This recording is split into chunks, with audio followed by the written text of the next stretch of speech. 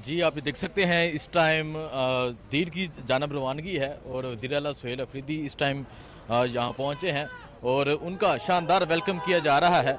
ये मंजर है जी इस टाइम यहाँ सवात मोटरवे का और आप देख सकते हैं जो पाकिस्तान तहरीक इंसाफ के जो कारकुनान हैं वो इस टाइम वेलकम कर रहे हैं। आज सुहेल अफरीदी देर में जलसा करेंगे और मोटरवे के मुकाम पे उनका शानदार जो इस्तकबाल है वो जारी है। सो ये मंजर है इस टाइम मोटरवे का, आप देख सकते हैं यहाँ शफकत याज की जानब से यहाँ शानदार इस्तकबाल किया जा रहा है।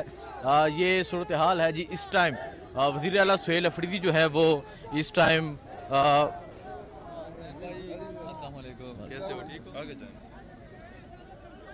ये मंजर है वज़ीर आला सुहेल अफरीदी जो है वो इस टाइम बाहर आ चुके हैं। ये मंजर है इस टाइम यहाँ